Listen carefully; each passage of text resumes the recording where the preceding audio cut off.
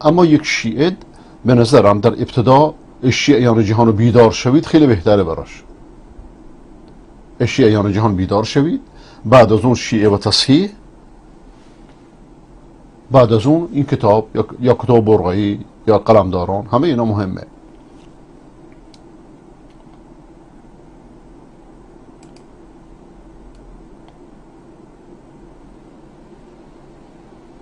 برای بنده دعا کن آقای مجید، دعا کن میخوام علیه حکومت جهاد کنم و ریشه روافض را بکنم. این چه حرفیه؟ اگر نصیحت برای بنده داری صوت بفرستی. شما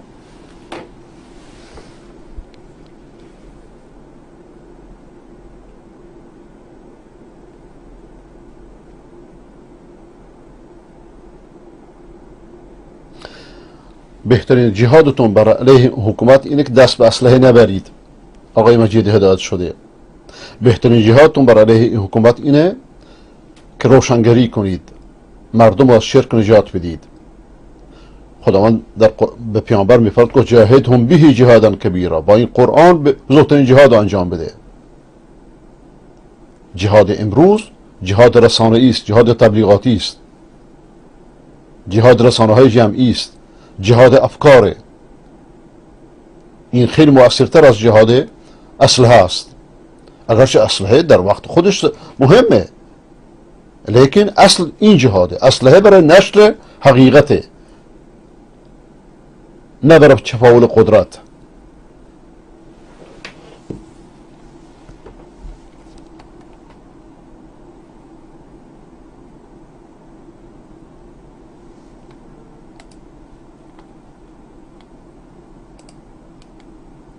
کلیپ کوتاه از مرد مجاهد مولانا دیدگار رحمت الله علیه، خدا رحمتش کنه.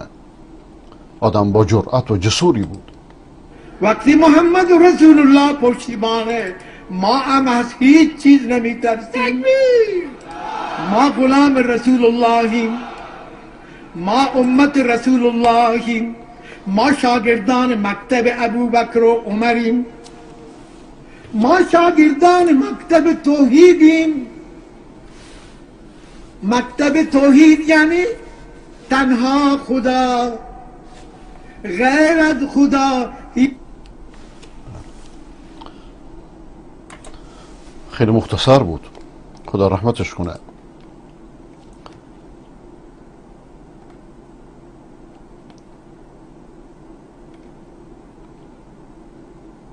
آقای عبدالله از بوشهر، اخوان المسلمین فریب خورده ولایت فقیه.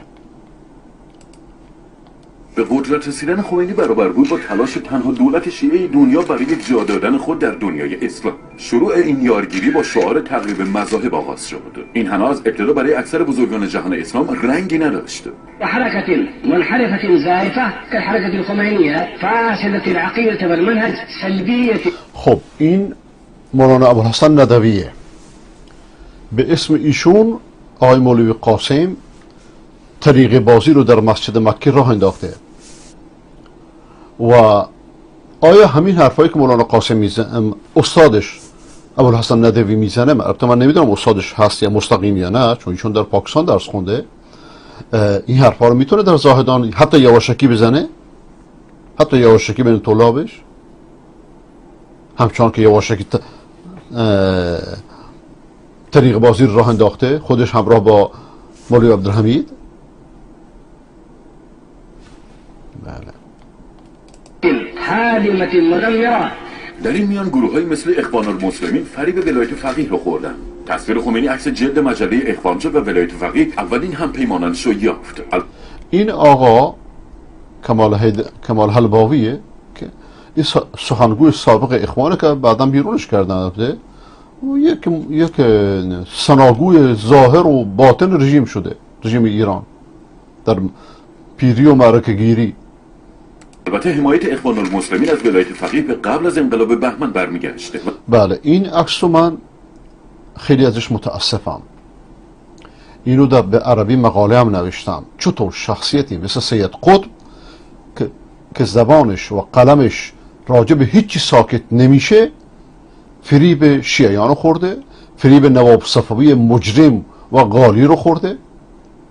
اینجاست که مدخلی ها خود ایشونو غالی میدونن. البته اون در میدان سیاسیه، نه درباره شیعه.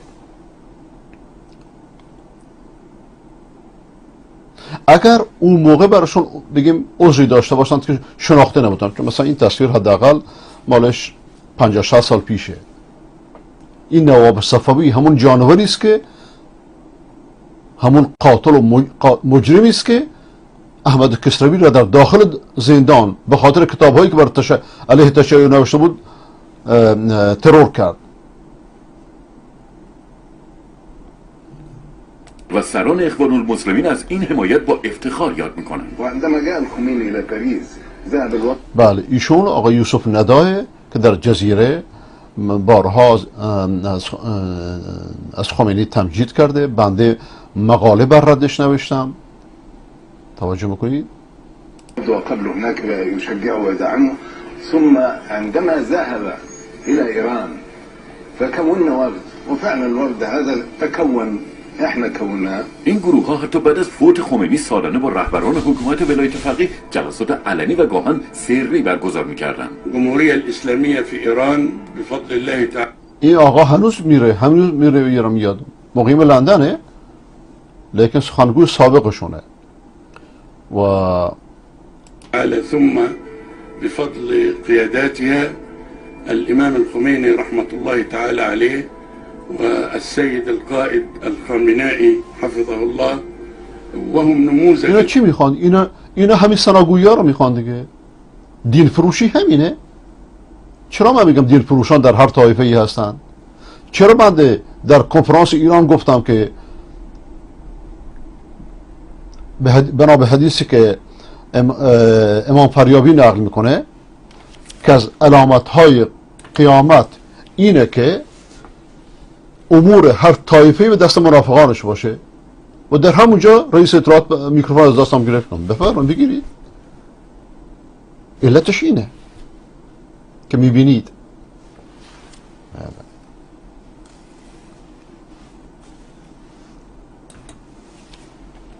الحقيقة في أمام الهيمنة الغربية. جمهوری اسلامی همواره برای تثبیت خود در عالم اسلامی نهایت استفاده را از این هم پیمان سنیش کرده و در کنفرانس های مختلف اونا رو دعوت میکنه. خب الان یه خاطره بسیار جالبی یادم اومد. خدا خیرت بده که این کلیپ فرستادید. این آقای راشد قنوشیه. در سال 97 یا 98 فکر کنم 98 بود، یک سال بود که من اینجا بودم یا چند ماهی، در مسجد دارالرعایه در لندن که دست اخوان المسلمینه، کنفرانسی بود به مناسبت قدوم آقای قرضاوی، دکتر یوسف قرضاوی. خب منم اون موقع جوان بودم، با احساسات و عواطف اومدم اینجا که اینجا رو هرچی اسلامی تغییرش بدم راجع به ایران، و خدا رو شکر شد. یعنی مثلا من از هاید پارک شروع کردم، عذر میخوام از کلمه من روزنامه می نوشتم، نشریه به نام ایقاظ، خودم با بچه‌هام، با یکی از افرادی که بعداً تغییر کردن، آقای قاسم، و خدا هدایتش کنه، کلاً تغییر کرد، مسیرش تغییر شد و خدا عاقبتشو بخیر کنه و بس. دنیا بد فریبنده است. با ایشون با بچه کوچولو هم می رفتیم به مساجد، اینو میذاشتیم.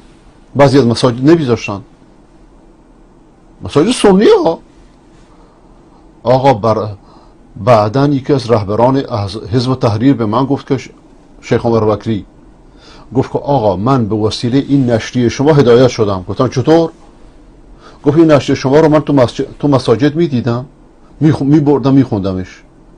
نشریه که با خرج خودم یعنی چاپ میکنم، خودم میرم توضیحش میکنم اینجوری. بعد با کامپیوتر، یعنی گفت سفارت ایران ماشین برای ما کتاب می آورد. این نشریه شما منو تغییر داد.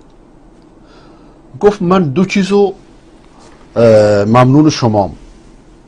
یکی این که از عقیده اشعریت و حزب تحریر توبه کردم، ممنون شیخ ابو قتاده هستم که ایشون اینجا 10 سال زندان بود و بعد بیرونش کردند و نتونستن محاکمش کنند. الان در اردن زندگی میکنه و حتی تلگرامش هم ممنوعه، حتی ممنوع تو اینترنت هم بره، تلگرامش رو بستن. و دومی من ممنون شما راجب تشیع که نظر من تغییر دادید. اینجا با حزب الشیطان همکاری میکنن، تبرعات جمع کرد برای حزب الشیطان. همچنین گروه های مصری وقتی اینجا می آمدن همه مساجد میرفتم حرف میزدم و به این خاطر به من چیز ندادند. از اون روز اول حرف میزدم. من آمدم اینجا که برای پاسپورت مگه مثل دیگران نه؟ آمدم دردی دارم، آتشی دارم و خب جو تغییر کرد، جو واقعا تغییر کرد. رفتیم دارالرعایه، شیخ قرضاوی، راشد غنوشی و همین دکتر کمال حلباوی اونجا بودن. بعد از سخنرانیشون من سوال کردم، این سوال خیلی مهمه. گفتم که وقتی که شما از انقلاب ایران دفاع می کردید، در تمام مجلات و رسانه هاتون که در دنیا منتشر می شد از خمینی دفاع می کردید، اهل سنت ایران بنا به تبلیغات شما متأثر شدند و از خمینی دفاع کردند. الان که اهل سنت ایران ذبح عام میشن، قتل عام میشن، شما چرا ساکتید؟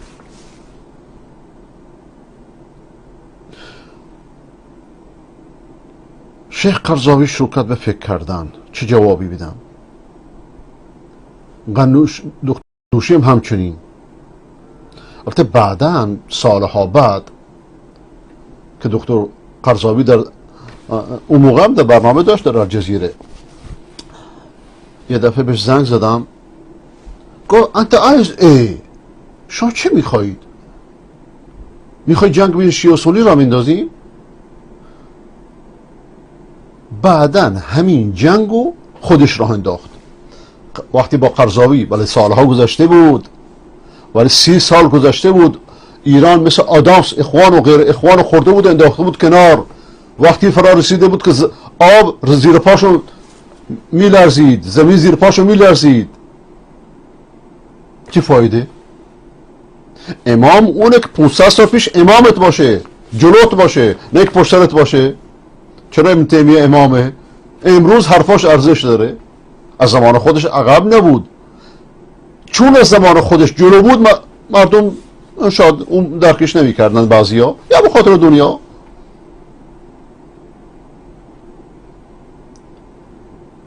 وقتی با رفسنجانی اومد، رفسنجانی رو به خاک مالید در تلویزیون جزیره، ولی کار از کار گذاشته بود. وقتی در کنفرانسی در مکه دیدمش که من دعوت به این کنفرانس داشته بودم، همینجوری رفتم، یعنی چون زبانم قابل تحمل نیست اونجا. و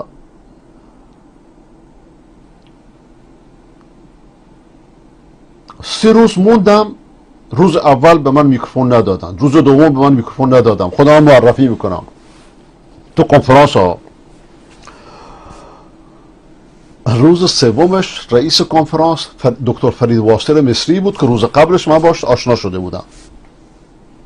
اجازه داد، چون منو نمیشناخت. اجازه که داد من حرف زدم. حرف که زدم این کنفرانس ملتهب شد. دکتر قرضاوی نشسته، 3 روز نشسته، هیچ حرف نمیزنه. فوری میکروفون رو خواست، حرفامو تایید کرد. مقصودی که این حرفی رو که به من زد که شما میخواید جنگ شیعه و سنی را بندازید، خودش دیگه این مسئله رو فهمیده بود و جلو آمده بود. تاثیر قرضاوی مثل تاثیر بنده نیست که. قرضاوی عالم مشهور دنیا اسلامه، ولی دیر که شده بود، کار از کار گذاشته. باز جلوگیریش بهتره. لیکن آیا راشد غنوشی، آیا کمال حلباوی همچین موضعی گرفتن؟ نه، من جلسه یادم نرفته. باز میگردم به جلسه. در اون جلسه این دو نفر ساکت شدن، حرف نزدن، با تأمل به حرفام گوش کردن. اما کمال حلباوی یک زبانی در آورد اینقدر، من تعجب کردم. ما وحدت شیعه و سنی میخوام، ما فلان میخوام، نکنه که به ایران وابسته. بعدها الان که دیگه اوراق کشف شد و نشون داد، همیشه میره پیش خامنه ای و همین حرفایی که شما میشنوید. و وقتی که طالبان سقوط کردن انداخته شدن، این زینت همه تلویزیون ها برای طالبان بود. بهش گفتم که اسلامی برخورد کن. پیامبر خدا صلی الله علیه و آله میفرماد که مسلمان یاور مسلمانه، رسواش نمیکنه، دست از کمکش بر نمیداره و واجبه که شما اینا رو کمک کنید. اگر نمیتونید ساکت باشید، نه اینکه بر علیهشون حرف بزنید، امریکا را راضی کنید. وقتی در الجزیره با هم نشسته بودیم، رئیس سامی حداد، رئیس کنفرانس، یک مسیحیه که در اون موقع بیشتر از احمد منصور اخوانی به درد ما خورد و برنامه هر دوشون هم مهم بود. الجزیره در ابتدا غیر از دین اعلام بود، الان به خاطر فشارهای سیاسی اصلا عوض شده و نسبت اول مثل یک بمب بود.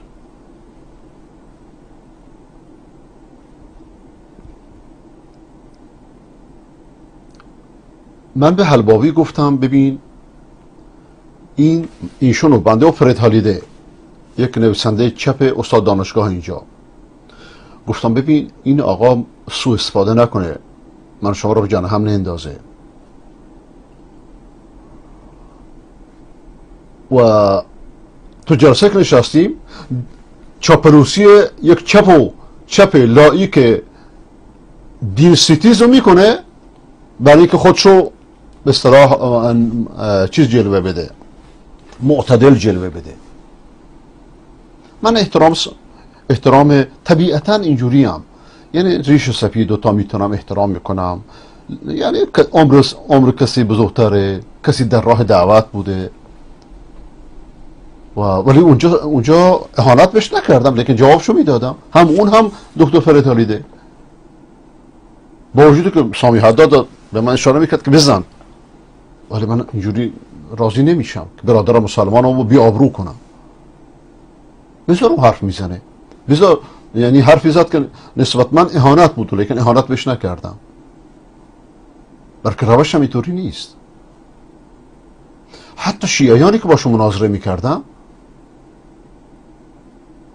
4 نفر در ابتدا فرار کرد، بعدا این ساواکی ها رو آوردن، اطلاعاتی های ایران و معما رو فرار کرد. یکیشون درش خیر بود، همونجا در ملای عام قرآن بهش هدیه دادم.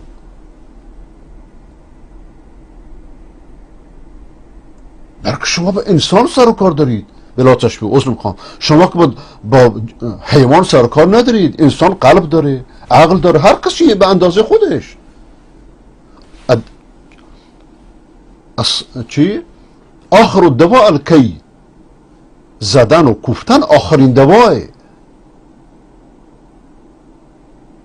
و آقای حلباوی خب به خاطر دنیا این حرفا رو میزنه، هیچ شکی در این ندارم. اگرچه افکار اخوان متاسفانه بسیاریشون اینطوری هستند. اخوان مثل حزب التحریر، ببخشید، مثل سازمان آزادی بخش فلسطین که همراه جمع میکرد، اخوان اینجوریه، جمعه. همین سیاستی که الان کلمه پیش گرفته، این جمع کردن ها کل جمع این مؤنث، این جمع کردن جمع مؤنثه.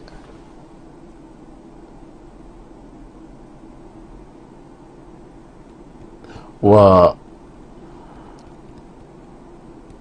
هر نصیحت گوش نمی کرد. الان شما موضوعش هم میدونید بسیاریتون. بریم ادامه کلیپو. کنه. رهبران اخوان المسلمین هم در مدح حاکمان ایران چیزی نمیذارن. اعتبار الكلمة الافتتاحية لقائد الثورة الإسلامية سماحة الإمام الخامنئي حفظه الله. این حرفو که ایشون میزنه دکتر علی قرداغی به خودش هم گفت این حرف مال سالها پیشه، ولی این راهشون همینه. خب بنده در ایران بودم، بنده در ایران بودم 3 سال 89 تا 92 در ایران بودم میلادی. در این کنفرانس هم شرکت میکردم، ضبطشون هم دارن. یه چاپلوسی مثل همین بیارن؟ چرا نمیتونن؟ بلکه برعکس. خدا را شکر، خدای ببخش، من عذر میخوام این همه من میکنم، اینا رو برای عبرت میگم. در کنفرانس وقتی دیدم مولانا عبدالرحمن چابهاری که مرد عالمی است و من ایشونو از مولوی قاسم و مولوی عبدالحمید و بقیه خیلی عالمتر میدونم، اگرچه با بعضی از روشش مخالفم، بخصوص به تصوفش و نزد سخنوری است، خوش صورت و خوش بیانی است.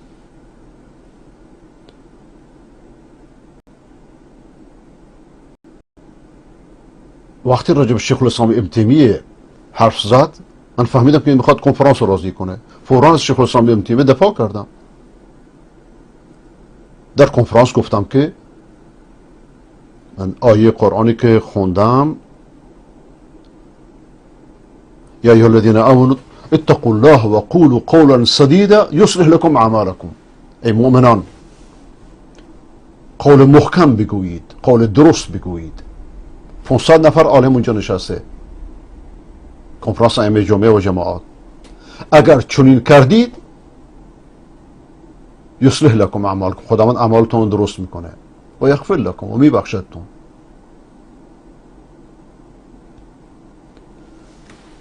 این تذکر با آقای قرداغی هم دادم. خب ایشون میگفت که مال قدیمه. خلاصه بریم جلوتر. الله ورعاه اعتبارها وثيقة رسمية تعبر عن الموقف الديني السليم. حتی در سالهای اخیر که چرا این حرفا رو میزنن؟ برای که دیدگاه های سیاسیشون منشعب و بر مبنای عقیده توحیدی نیست. نه که مشرکن، نه، میگم سیاستشون بر مبنای دیانتشون نیست، بر مبنای مصلحته. دوباره اصلاح کنم، بر مبنای سیاستشون بر مبنای عقیده نیست، بر مبنای مصلحته.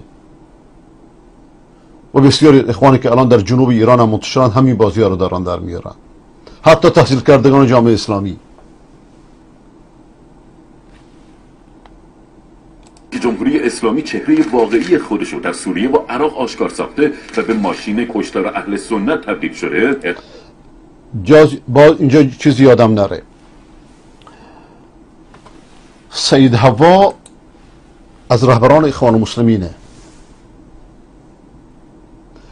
حافظ اسد میگفت که اشتباه عمر من این بود که من ایشونو بنا به توصیه شیخ صادق حبنکه یا عبدالرحمن حبنکه، نمیدونم کدوم یکیش، فکر کنم شیخ صادق حبنکه، شیخ حسن حبنکه، پدر شیخ صادق و شیخ عبدالرحمن که از علمای مشهور شامه، من با توصیه ایشون سید حوا را زندان آزاد کردم. این همون شخصی است که استادمون دکتر، من اخوانی نیستم میدونی که موضوعم مشخصه، استادم دکتر دورینی میگفت که من در عمرم 2 نفر فقط تو خونه درس میدادم، درس قبول کردم بدم، با وجود که علمای سوریه میخواستن قبول نمیکرد. یکی فلانی سید حوا، دومی شما. این سید حوا کتابی داره، کتاب متعدد داره، ولی این کتابش من خوشم اومد. در وقت خودش در زمان رنگارنگ تو برنامه تدریسش شرحش میدادم. الخمینیه شذوذ فی المواقف والعقائد، نادرستی ها و کجی های خمینیسم در عقیده و در حکومت.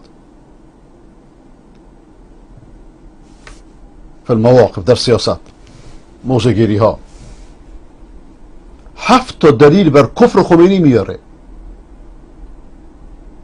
خب اگر اخوان المسلمین یک حزب عقیدتی می بود، خب این رهبرتونه، این حرفاشو چرا گوش نمی کنی؟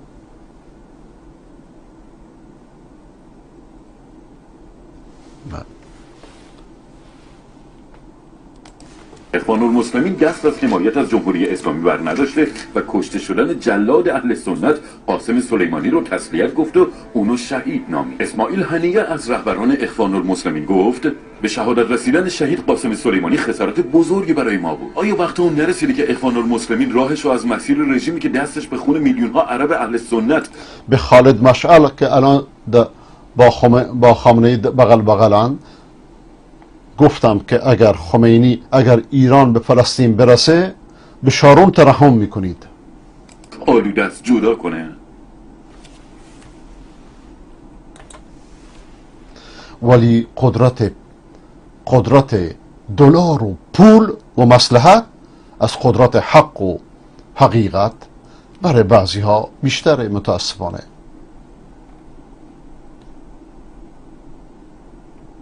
خب دوستان ببخشید که امروز زیاد حرف زدم.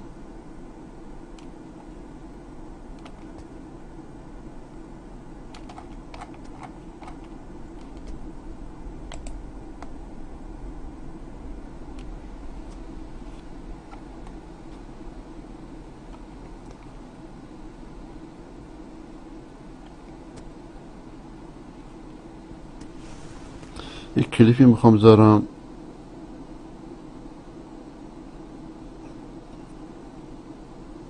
توضیح در مورد ملک یمین، برده، کنیز، بردهداری در قرآن و اسلام از استاد طباطبایی.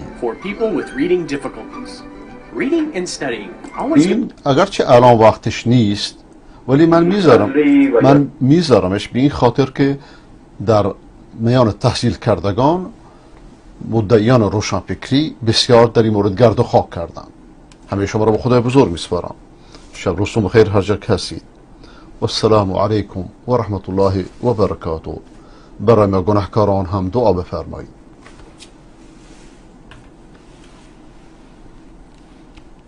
یسر لی امری واحلل عقدة من لسانی یفقهوا قولی. سوالی آمده درباره آیاتی که ذکر ما ملکت ایمانکم در اونها رفته. این در اصطلاح بهش میگن که ملک یمین. باید دید که این ما ملکت ایمانکم منشأش اول چیه؟ از کجا ملک یمین برای مسلمان هست؟ و بعد به طور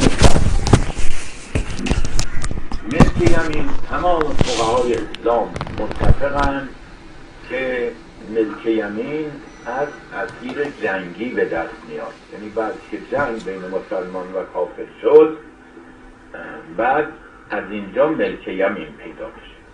حتی اگر بین مسلمان و مسلمان جنگ بشه ملک یمین حاصل نمیشه، چه مرد چه زن، یعنی اسیر جنگی.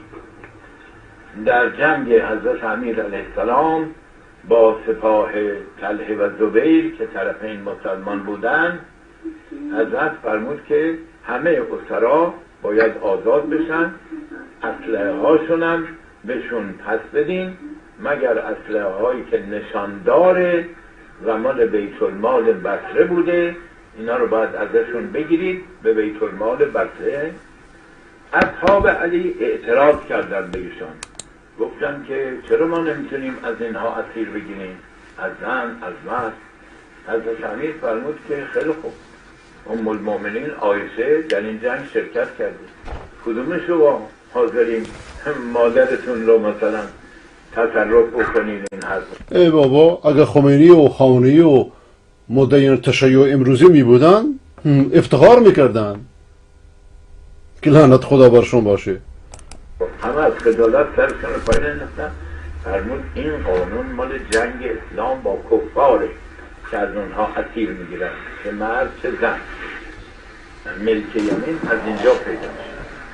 در اینجا ممکنه یه سوالی پیش بیاد تا اون که در سوره های مکی که هنوز جنگ رخ نداده بوده بین مسلمان ها و کفار، باز اونجا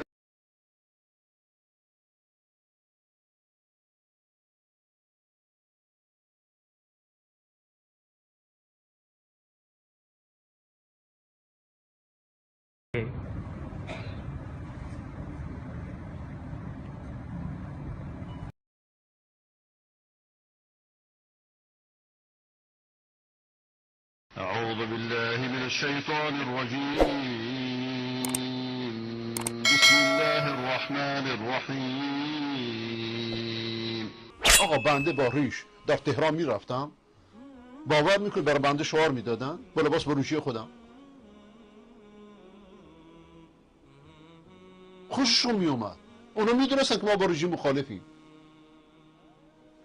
یک راننده تاکسی دستمو گرفت، بارها اینو ذکر کردم، گفت تو رو به خدا من رفتم کردستان، رفتم بلوچستان، شما دینتون از ما بهتره، حجابتون از ما بهتره، چه دینتون رو به ما نشون نمیدی؟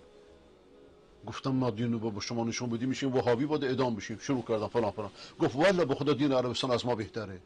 گفتم چرا؟ این حرف مال سال 80 میلادی. گفتم چرا؟ گفت که من الان راننده تاکسی ام تو تهران، 2 ماه بچه های من گوش نخوردن. عربستان سعودی رو نگاه کنید، ملت خودشو آباد کرده.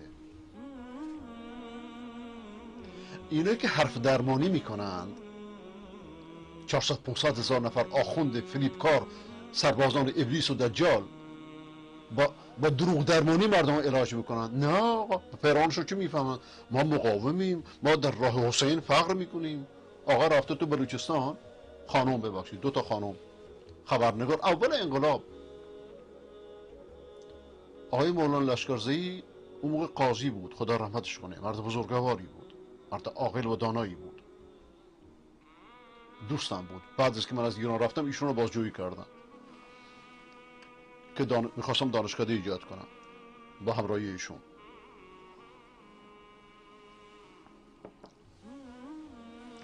خدا قبرشو پر نور کنه. و ایشون مرد عالمی بود، مولانا شهداد مرد عالمی بود، اصلا اون خطه بود، سراوان. گفت ما اینجا 2 تا دختر به شما گفتیم که آقا فلانجا، اول انقلاب، این فلانجا نرید، اینجا ممکنه شما رو اسیر بگیرند، حد حرمت بهتون بشه. 2 تا خانم خبرنگار میگن آقا در راه حسین اشکالی نداره، در راه حسین اشکالی نداره. حوزه های خامنه‌ای و خمینی و سیستانی و نجف و قم اینا رو تربیت میکنن به نام حسین، به نام اهل بیت. شیعیان بیدار شوید، بیداری شما همان و رفتن اینها همان.